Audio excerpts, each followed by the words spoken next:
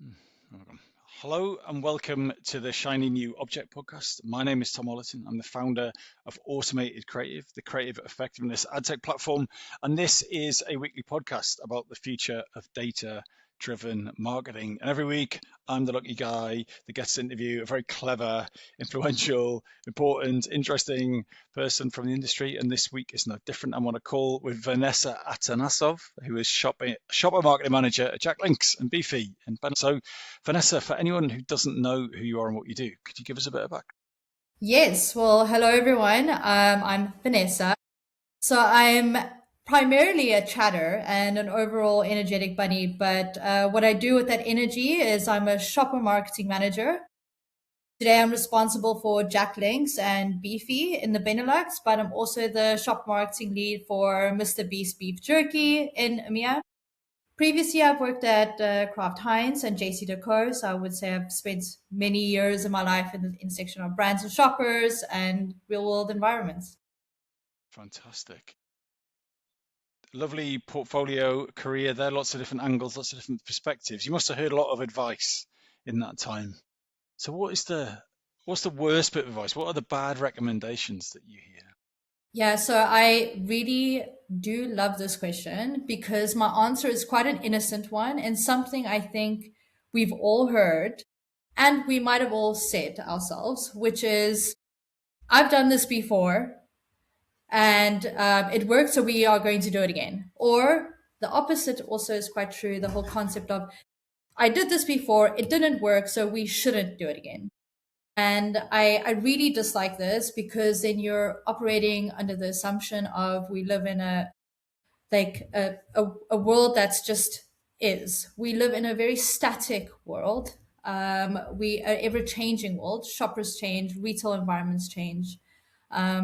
I think a good example would be that the world is constantly evolving. The news is going on the news cycle is constantly running. Something that was news this morning is not news tonight. Trends are barely lasting more than a couple of hours. In fact, the second that you find out that a trend is a trend, it's way, way, way too late.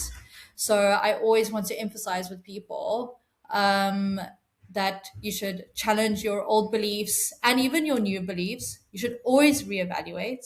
Something that happened 10 years ago is not good enough. Something that happened 6 months ago is not good enough. You shouldn't disregard that experience, but you should build on it. And yeah, understand that things mature and develop and not as they are. So how do you stop yourself hanging on to these beliefs, right? So I'm sure there's a belief in your heart right now that you're like, no, that's right, that's right, that's right. So how do you make sure you're challenging your own beliefs? I've really caught myself doing this. So this is also a critique on myself at times. And I think what I often remind myself is how many times I've been proven wrong by actively seeking that information about proving myself wrong. Um, there are situations, I think a really good example I often like to think about is the concept of banana bread. So we all did not really think about, or many households have never made banana bread before. And then we had the COVID lockdowns, and suddenly people know variations of flour, variations of humidity, and all these very niche artisanal things. And now suddenly that's mainstream, and that skill building happens every single day. And I have to remind myself of that, of, well, today I know how to make banana bread. And like, how can I assume that um, everyone else is also operating under the same conditions of when I previously had that information about them, or that thought about them, or activity or thing. So think of banana bread. So let's get into some more direct advice about data-driven marketing. So you're in the shopper world, so it'd be good to get your Yes. perspective on what shopper is, because not everyone in this or that listens to this show will know exactly what shopper is, and it's got a variety of different meanings to different people. But what is your best bit of data-driven marketing advice that you find yourself sharing most often? Yeah, so I'll first take a step back and explain what Shopper is. So, Shopper as a concept is quite new, I must say, and it is often quite complicated. It really is the intersection between sales, marketing, and strategy. So, at the heart, the Shopper marketing is focusing on the shopper versus consumer. And I think people don't realize that there really is a key difference between the two. In essence, as a shopper marketing manager or marketeer, we use behavioral data and insights to drive conversion in the end. We look at the journey from start to finish, finish being that final nudge moment, standing in front of the shelf or inside of the rack. 70% of all decisions are made in that final purchasing decision moment and kind of nudging people to make that purchase. Um, and the advice I usually give when it comes to this is again, reevaluate. Um, Most brands and products again mature and they change. And sometimes, like this whole thing about something that happened 6 months ago might not have the same response because you want to make sure that people are building their own knowledge, their memory structures on a brand or a product. And now suddenly the awareness nudge is not going to be the same as the, I don't know, the conversion nudge.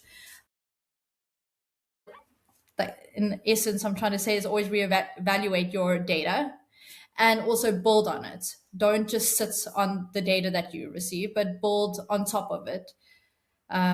Because, yeah, data, just like people and the world, is not static, it also evolves. So we're now going to talk about your shiny new object, which is one that we've not had before. So after 300 episodes, you'd think that isn't possible, but you're going to talk about productive curiosity. So I think I know what that is, but how would you describe productive curiosity to Yeah. someone who doesn't? So, what productive curiosity for me is really training yourself to receive information in a way that is more out of the box. So you are questioning assumptions, you're challenging the status quo, you are really pushing information that you're receiving far beyond from the text that is provided. So this is very much semiotics. I don't know why I'm leaning into this right now, but No, it's good. Go for it. so just the words and text itself is one thing, but like really pushing it beyond that. And what I mean by this is not being super creative and pushing the status quo in terms of creative stuff only or big campaigns, but also the um, unsexy stuff like admin, supply chains, like materials and stuff. Seeing how things are made, how it's made. Just because it's made like this, you kind of push it. Why is it made like this? How can we build on top of that? Um, and it's more about creating value. So if we think about marketing, I think you'll hear a great way about the productive curiosity is thinking, how can I save costs here so then I have more budget for the sexy stuff there, um, instead of just like earlier, we've always done it this way. Okay, but why? What more new technology do we have to improve on things, add more value, and create efficiencies? It's about creating value essentially. So give me a more recent example. So because you've chosen it as your shiny new object, it must be something you think about and use all the time. So help me understand about another example of you using productive curiosity more recently. Absolutely. So, good examples would be any and all POSM materials that we have in store. They are the classic ones that everyone always develops. However, usually most retailers want some sort of exclusive. Exclusivity comes with complexity. And generally, what happens is you'll be requested to do something a bit different, and especially in FMCG, there's a lot of laws that food laws, product laws, retail laws that we always have to follow. And what I always heard, especially when we were requested for exclusivity, was, oh, we can't do that. It's too complicated, or we don't have enough lead times. And this is where productive curiosity comes in, because you start asking these questions, and you kind of trigger kind of enhanced problem solving. So not only am I asking, but I'm making other people also think productively. Don't just think about no. If we were to push to do this, trigger that part of your brain, that kind of problem solving part of your brain, on what angles can we do that we've never done before, that maybe might be risky or scary, that might have this output. And by doing that, you also bring in other people to problem solve together productively. And with that, you can, I've developed myself exclusive items for stores within incredible lead times. I think now with the Mr. Beast launch in EMEA, we everything that's on the shopper floor happened within 3 months, from concept to development, to put it on the shopper floor. And all the stuff that we develop there is also has high value, not just for the shopper or for us, but also the store owners. And this was done through collaborative, productive thinking, and wondering, how can we do this quickly? How can we utilize a lot of skill sets? Let's not trigger a fear response, but a thrill response. Get excited about the output that this will have. And so tell me more about that Mr. Beast activation. So you talk about the lead time has been really short in 3 months. So like, what was the outcome? Like what, I presume that worked. Sounds like a pretty valuable partnership, you know? So, Absolutely. so yeah, what did you learn from that experience other than that you can do stuff that's really effective with short lead times? Yeah. So I myself learned to maybe sit back sometimes, because I'm a, like I said earlier, an energizer bunny. I really sought the opinions of other people based on the same problem, valuing other people's way of framing the same problem, framing the same questions, and seeing how their life experiences and also professional experiences, how that frames also how they interpret the problem and how, their output, and kind of getting everyone's outputs together to kind of be like, okay, we have this skill, this skill, we put it together and make it happen, and make it happen big and quickly and loudly, and don't be scared. I think that's the one thing. And so, fundamentally, this is a data-driven marketing podcast. When it comes to productive curiosity, what are the data points that you're relying on here? You're, typically in a digital shopper environment. It's a click, it's an add to basket, it's a view, it's a, whatever. So, excuse my ignorance, but in a kind of raw traditional shopper, not a consumer, a shopper situation, what are the data points that you really rely on for these kind of things? So we do, shopper marketers also have the online stores. So that would be if Tesco online or Albert Heijn online. However, the more traditional ones are sales increase. It's also penetration, new shoppers coming in, repeat buying. You also have shopper baskets. I personally love a shopper basket, because you really see adjacent brands, adjacent products. Something like ketchup with pickles, or that sounds Makes sense, yeah. make Good that pairing. makes a lot of sense. But then suddenly it will be like ketchup with Nappies or something. nappies or something. Then you start realizing, okay, the we have our own, as a marketing company, will have your own target market in terms of the consumer. But again, the person buying the products for the consumer is quite different. A really old saying is 100% of brand sales are made by shoppers. And we always think about the concept of with male razors. if you are targeting husbands, like a traditional family of 2.5 kids at home, the shopper is probably the wife, not the husband. So it requires completely different language, and so you can test that out by doing A/B tests in store and seeing, okay, we see that this had really good penetration numbers, or this had really good volume numbers. That's also a different framing or objective of what you're doing in the more traditional space. And how does an A/B test work in that environment? Is that a geo test, like one Albert Heijn versus another, and is that how it works?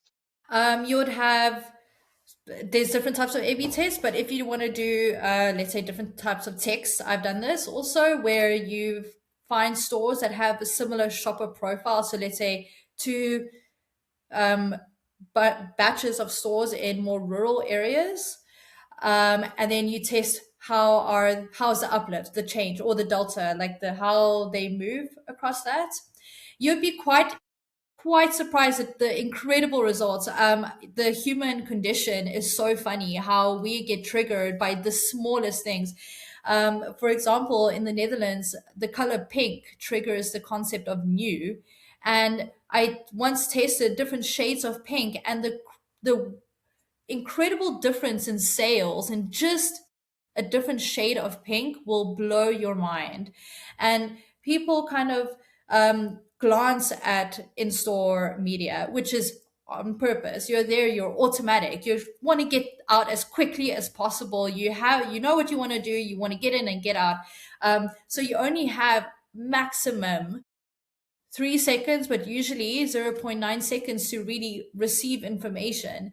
And you'd be um, it's quite incredible how some little things like colors, signs, these things that maybe have no text on them at all completely change a human behavior because of learned behavior, yeah, like signs, symbols. We know red is usually exciting, passionate. We know the brands associated with red.